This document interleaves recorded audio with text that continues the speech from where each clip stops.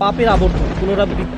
এমনকি ভালো মানুষেরা যারা নামাজ পড়ে, কোরআন তেলাওয়াত করে আর উমরা বা অন্যান্য ইবাদতও করে, কিন্তু একই সাথে তারা তাদের একাকী সময়ে কিছু কিছু বাজে অভ্যাস ত্যাগ করতে পারে না। এই সমস্যার দুইটি অংশ আছে, একটি হলো আধ্যাত্মিক, আরেকটি মানসিক।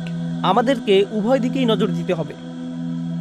আমি মানসিক দিকটি নিয়ে শুরু করতে চাই, কারণ বেশিরভাগ সময়ই যখন এই ধরনের আলোচনা হয় তখন আমরা মানসিক দিকটিকে গুরুত্ব দেই না, শুধুমাত্র আধ্যাত্মিক বিষয়ে কথা বলি। এই কারণে আমি মানসিক দিকটি নিয়ে কিছু কথা বলতে চাই।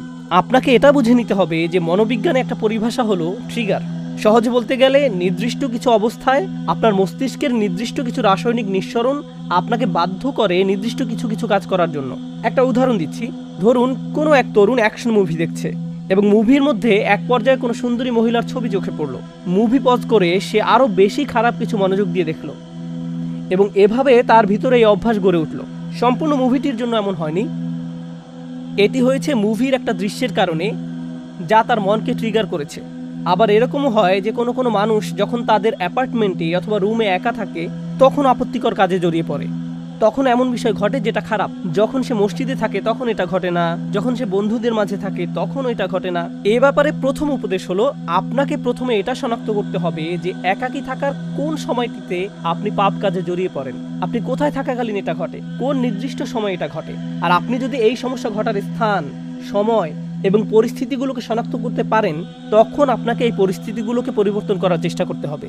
আপনি একজন যুবক, ইন্টারনেটে যেসব খারাপ জিনিস পাওয়া যায় তা নিয়ে যদি আপনার সমস্যা থাকে, অর্থাৎ আপনি যদি ওই সকল বাজে জিনিস দেখার অভ্যাসে থাকেন, তাহলে আপনার ল্যাপটপ, মোবাইল রান্নাঘরে রাখুন, যাতে আশেপাশে আপনার মা, আপনার বাবা সবসময় চলাচল করেন। এগুলো আপনার রুমে রাখবেন না। আর অভিভাবকদেরকে বলছি, ঘরের মধ্যে এই জিনিসগুলোকে দৃশ্যমান স্থানে রাখুন।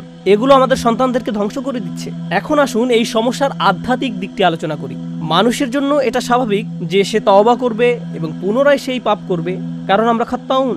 আল্লাহ রসুল সাল্লাল্লাহু আলাইহি সাল্লাম আমাদের বৈশিষ্ট্য বর্ণনা করছেন, খাতিউন নয়, কুল্লু বানি আদামা খাত্তাউন।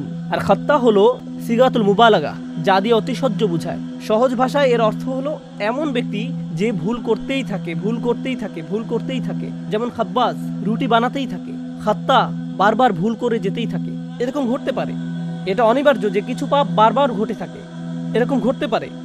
কিন্তু যদি আপনার মনের কোণে এরকম কোনো চিন্তা থাকে যে মুহূর্তে আমি তওবা করছি 3 সপ্তাহ পরে তো সেই পাপকে আমি আবার করবই, যদি আপনার মনের কোণে এই ধরনের কোনো চিন্তা থাকে, তাহলে লাইসাতিত তাওবাতু লিল্লাযিনা ইয়ামালুনা সাইয়্যাত, তওবা এমন ধরনের লোকদের জন্য নয় যারা নিয়মিত খারাপ কাজ করে। আল্লাহ বলেন, ওয়ালাম ইউসিরু আলা মা ফাআলু, তারা নিজেদের কাজকর্মের জন্য হঠকারিতা প্রদর্শন করে না। অন্যভাবে বলতে গেলে আপনাকে একনিষ্ঠভাবে জেনে বুঝে মৌখিক প্রতিজ্ঞা করতে হবে যে আমাকে এই কাজটা বন্ধ করতেই হবে। এরকম না যে আপনি একবার কান্নাকাটি করলেন, এরপর আল্লাহর কাছে বললেন আমি অত্যন্ত দুঃখিত, আমি বিশ্বাস করতে পারছি না যে কাজটা আমি করেছি, আর আবার একই কাজ করেন।